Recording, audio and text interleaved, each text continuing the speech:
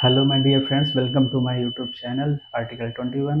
Friends, हमने पिछले video में कुछ इंपॉर्टेंट लॉन्ग क्वेश्चंस को डिस्कस किया था और उसके पहले वीडियो में हमने इंपॉर्टेंट शॉर्ट क्वेश्चन और आंसर को भी डिस्कस किया था, जिसमें हमने सीखा था कि हमें क्वेश्चंस का आंसर कैसे देना है और आंसर राइटिंग कैसे करनी है। आज के इस वीडियो में हम कुछ इंपॉर्टेंट वर्ड मीनिंग को डिस्कस करेंगे, जो हम अपने शॉर्ट क्वेश्चन में या लॉन्ग क्वेश्चन में इंक्लूड कर सकते हैं, और ताकि हमारा क्वेश्चन का आंसर जो है इम्प्रेसिव बने और एग्जामिनर हमें अच्छे से अच्छे नंबर दे। तो आइए बिना देरी के हुए स्टार्ट करते हैं आज का वीडियो। अब यहाँ पे देखिए, सबसे पहले हम इम्पोर्टेंट वर्ड मीनिंग को डिस्कस करेंगे और साथ ही साथ उनका जो प्रोनाउंसिएशन है उसको भी डिस्कस करेंगे कि इसका प्रोनाउंसिएशन क्या होता है किसी भी वर्ड का, और उसका एग्जाम्पल भी देखेंगे। तो जैसा कि हम देख पा रहे हैं, सबसे पहला वर्ड हमारा क्या है यहाँ पे, प्रोटैगोनिस्ट। और प्रोटैगनिस्ट मीन्स क्या होता है, किसी भी कहानी का मुख्य पात्र। जो किसी भी कहानी का मुख्य पात्र होता है या कहानी सुनाने वाला होता है, उसका मतलब क्या होता है, प्रोटैगनिस्ट। और हमने यहाँ पे प्रोनाउंसिएशन भी लिख दिया इसका। इसका एग्जाम्पल क्या देखेंगे, जो हमारी बुक में एग्जाम्पल आया था ग्रैंड मदर के लिए, Kristika is the main protagonist of the story. इस प्रकार से हम इसका एग्जाम्पल भी समझ लेंगे। दूसरी मीनिंग देखते हैं, सैक्रिफाइस। सैक्रिफाइस मीन्स क्या होता है, त्याग या बलिदान। और इसका एग्जाम्पल क्या है, parents make many sacrifices for their children. इस प्रकार से इसका एग्जाम्पल देख लेंगे। तो सैक्रिफाइस मीन्स क्या होता है, त्याग या बलिदान। थर्ड मीनिंग है डिवोशन। डिवोशन मीन्स क्या होता है, निष्ठा भाव या समर्पण की भावना। तो डिवोशन किसके लिए वर्ड आया था, उनकी ग्रैंड मदर के लिए। तो यहाँ पे हम लिख देंगे, her devotion to learning was truly inspiring. उनका जो डिवोशन था, जो समर्पण भाव था, वो कैसा था, ट्रूली इंस्पायरिंग था, यानी किसी को भी इंस्पायर कर सकता है। और देखते हैं, फोर्थ मीनिंग है इलिटरेट।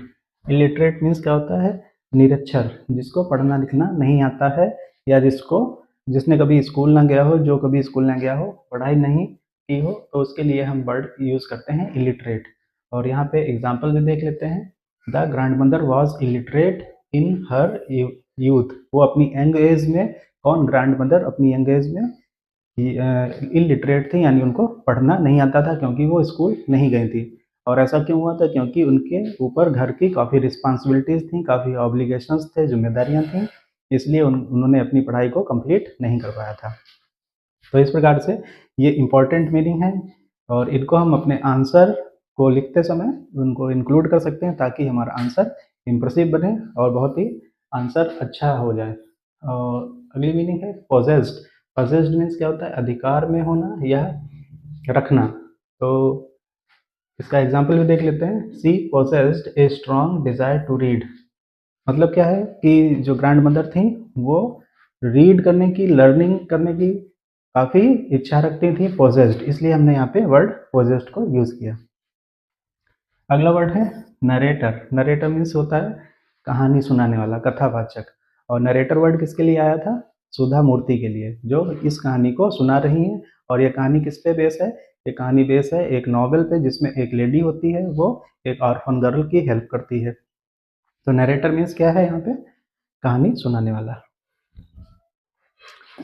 अगला वर्ड इंपॉर्टेंट है, और इसको भी हमें स्पेलिंग के साथ में ध्यान रखना होगा। डिसिफर। डिसिफर मीन्स क्या होता है कि अर्थ निकालना, या किसी चीज को पढ़ना और उसका पढ़कर अर्थ निकालना। तो इसकी स्पेलिंग भी देख लेते हैं, DECIPHER। डिसिफर। डिसिफर मीन्स होता है अर्थ निकालना। एग्जाम्पल देख लेते हैं, she tried hard to decipher the Kannada alphabet. उन्होंने कन्नड़ अल्फाबेट को सीखने के लिए, अर्थ निकालने के लिए बहुत ही परिश्रम किया। अगला वर्ड है इमर्सिंग। इमर्सिंग मीन्स क्या होता है, शर्मिंदगी महसूस करना या संकोच महसूस करना। और ये वर्ड भी हमारे पैराग्राफ की रीडिंग में और हमारे लेसन में, हमारे आंसर राइटिंग में कई बार हम देख चुके हैं। तो इमर्सिंग मीन्स क्या होता है, शर्मिंदा करने वाला या संकोच महसूस करना। तो इमर्सिंग की स्पेलिंग भी देख लेते हैं, EMBARRASSING। इमर्सिंग। इमर्सिंग मीन्स क्या हो जाएगा, शर्मिंदा, शर्मिंदगी महसूस करना या संकोच महसूस करना। तो एग्जाम्पल भी देख लेते हैं, being unable to read was an embarrassing for her, क्योंकि उनको पढ़ना नहीं आता था इसलिए वो एम्बैरेसिंग फील करती थी, शर्मिंदगी महसूस करती थी, संकोच महसूस करती थी। अगला मीनिंग है प्रॉम्प्टिंग। प्रॉम्प्टिंग मीन्स क्या होता है? प्रेरित करने वाला या बढ़ावा देने वाला। तो प्रॉम्प्टिंग वर्ड किस लिए आया था कि उनको किसी चीज़ ने बढ़ावा दिया था। किस चीज़ ने बढ़ावा दिया था? कि वो दूसरे पे डिपेंड हो जाती थी, बार बार उसको पूछना पड़ता था, इसलिए उन्होंने खुद ही डिटरमाइन किया कि मुझे अब पढ़ना सीखना ही होगा। तो वहाँ पे ये वर्ड आया था प्रॉम्प्टिंग। तो इसका एग्जाम्पल भी देख लेते हैं। Without any prompting she started studying on her own. Without any prompting मतलब बिना किसी प्रेरणा के, बिना किसी बढ़ावा के उन्होंने खुद से ही पढ़ना स्टार्ट किया और लर्न करना स्टार्ट किया। आगे देखते हैं एक्सप्रेस्ड। एक्सप्रेस्ड मीन्स क्या होता है? व्यक्त करना, व्यक्त किसी चीज़ को दिखाना या शो करना, व्यक्त करना, प्रकट करना। तो इसका एग्जाम्पल भी देख लेते हैं। She expressed her wish to reading, और उन्होंने पढ़ना स्टार्ट किया और उन्होंने क्या किया कि रीडिंग भी स्टार्ट की। तो यहाँ पे इसलिए एक्सपर्ट वर्ड का, एक्सप्रेस वर्ड का यूज हुआ है। 11 नंबर देखते हैं डिटर्मिनेशन। डिटर्मिनेशन मीन्स क्या होता है? पक्का इरादा करना। जब हम कोई भी काम को पक्का सोच लेते हैं कि हमें ये काम करना ही है, तो हम वहाँ पे क्या यूज़ करते हैं? डिटर्मिनेशन वर्ड का यूज़ करते हैं। With strong determination she achieved her goal. उन्होंने अपने पक्के दृढ़ संकल्प से, पक्के डिटर्मिनेशन से अपने गोल को अचीव किया। ओवरकम। ओवरकम मीन्स क्या होता है? पार पाना या जीत हासिल करना। और इसका एग्जाम्पल भी देख लेते हैं। She was able to overcome all her difficulties. और इसका मतलब क्या हो गया? वो अपनी सभी बाधाओं से बाहर निकलने के लिए क्या थी? एबल थी, योग्य थी। यानी कि वो किसी भी प्रकार की बाधा से बाहर निकल सकती थी, किसी भी प्रकार की ऑब्स्टिकल से लड़ सकती थी। इसके बाद है ऑब्स्टिकल। ये वर्ड अभी जो हमने बोला वही वर्ड यहाँ पे आ गया, ऑब्स्टिकल। ऑब्स्टिकल मीन्स क्या होता है? रुकावट या बाधा। Age is not an obstacle to learning. ये वर्ड्स किसके थे? ये वर्ड्स थे हमारी ग्रैंड मदर के। उन्होंने कहा था कि एज कोई भी बाउंड्री नहीं होती किसी भी चीज़ को सीखने के लिए, इसलिए age is not an obstacle to learning.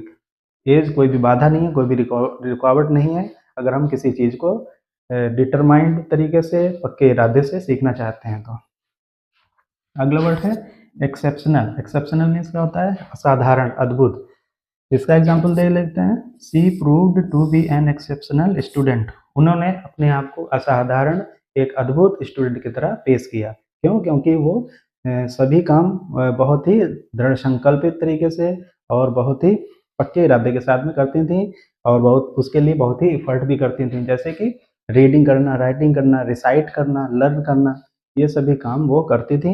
इसके बावजूद कि उनके ऊपर घर की कई जिम्मेदारियां थी, कई ऑब्लिगेशंस थे। तो यहाँ पे इस वर्ड का मीनिंग क्या हो जाएगा? असाधारण या अद्भुत। अगला लास्ट वर्ड है आज का इमेंस, और ये भी बहुत ही इंपॉर्टेंट वर्ड है। इसको भी हम कई बार देख चुके हैं। इमेंस मीन्स क्या होता है? बहुत बड़ा या अत्यधिक। एग्जाम्पल देख लेते हैं। She put immense effort into her studies. उन्होंने अपनी पढ़ाई के लिए पूरा भरसक प्रयास किया, यानी कि बहुत ही अत्यधिक प्रयास किया। अपनी तरफ से उन्होंने कोई भी कमी नहीं छोड़ी थी। तो इस प्रकार से हमने यहाँ पे आज ये 15 वर्ड्स और उनकी मीनिंग्स को समझा, और हम इनको अपने अगर आंसर में इंक्लूड करेंगे तो हमारा आंसर राइटिंग भी अच्छा हो जाएगा। और साथ ही साथ हमने इन वर्ड्स के प्रोनाउंसिएशन भी लिख दिए हैं। अगर किसी भी स्टूडेंट को इन वर्ड्स को बोलने में, प्रोनाउंस करने में प्रॉब्लम होती है तो वो प्रोनाउंसिएशन भी देख सकता है, ताकि बोलने में कोई भी प्रॉब्लम ना हो।